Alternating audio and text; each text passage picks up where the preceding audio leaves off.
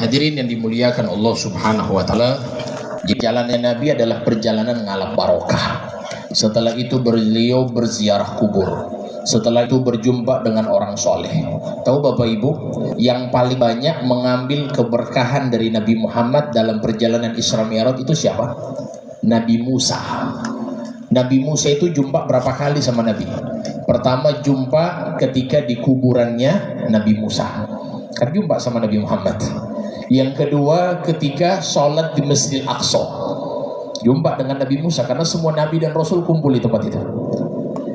Kemudian berikutnya kapan? Ketika di langit yang ke-6. Langit ke-6 jumpa lagi dengan Nabi Musa 3 kali. Itu pun lagi Nabi bolak-balik. Nabi bolak-balik dalam meminta permintaan kepada Allah, minta keringanan. Itu kan bolak-balik. Yang tahu siapa itu? Itu Nabi Musa yang minta. Tolong bilang sama Allah, ya Rasulullah, sampaikan umatmu tidak mampu. 50 waktu hadirin. 50 waktu, bagaimana keadaan kita kalau sholat 50 waktu?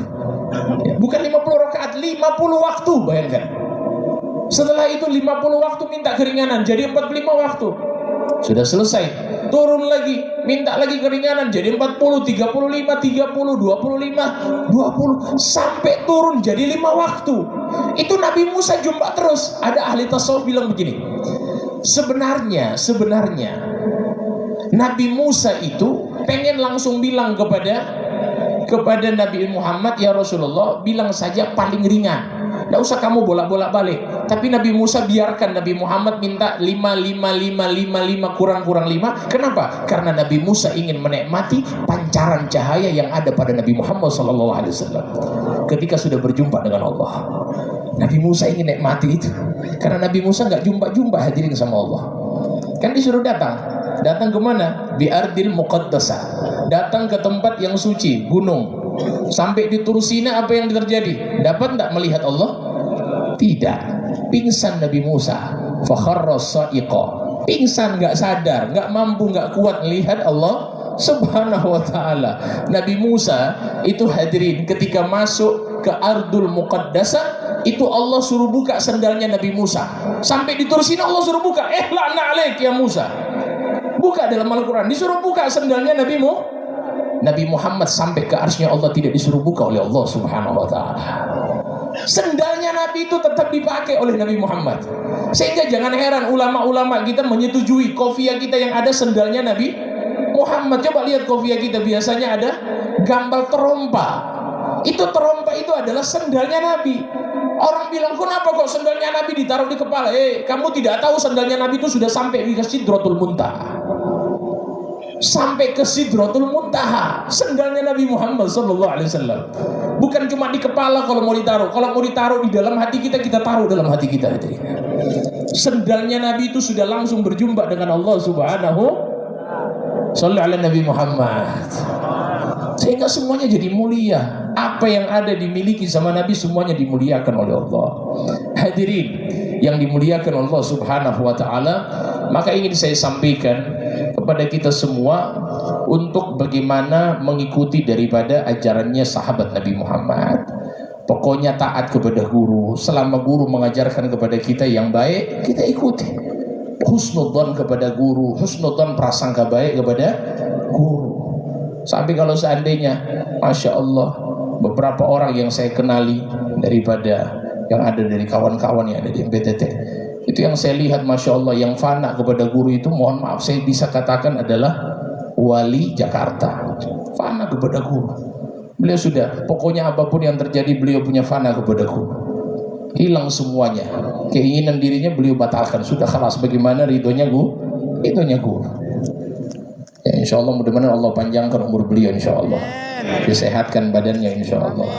Amin ya rabbal alamin. Hadirin yang dimuliakan Allah Ta'ala, setelah perjalanan Isra Mi'raj ini menerima sholat 5 waktu. Ini kunci dari semuanya. Saya tanya, kepada teman-teman semuanya yang hadir, bapak-bapak, ibu-ibu, pernah ndak Abu bilang jangan kalian sholat? Pernah? Ya. Pernah atau tidak? Ya. Itu inti. Kita ingin wusul kepada Allah, sholat 5 waktu inti. Ada Abu ya sholatnya cepat-cepat? Ada? Ya. Ada atau tidak? Ya. Tidak ada. Sholatnya lama. Sampai kadang-kadang Masya Allah, saya waktu itu berpikir Masya Allah, lama sekali sholatnya. Kita yang muda-muda kadang-kadang KO hadir. Tak kuat, beliau sudah tua sholatnya lama diri. Subhanallah, kita doakan beliau panjang umur insya Allah. Sehatkan badan beliau insya Allah. Hadirin yang dimuliakan Allah, ini penting, kita harus jaga. Jadi masalah sholat 5 waktu. Saya tanya yang paling berat sholat apa? Apa yang bikin berat di situ? Siang, panas. Ngantuk. Saya kasih contoh. Ini ada wali-wali Nanggro banyak sekali di sini. Saya mau kasih permisalan wali Nanggro nggak mungkin, saya takut nanti. Permisalan saya lah misalnya. Saya bilang kepada jamaah semua yang hadir, yang sholat subuh nanti berjamaah di masjid ini atau di musola kita di sini, nanti saya akan bagikan per orang 1 juta. Kira-kira hadir atau tidak? Hadir. Kenapa hadir? Uang.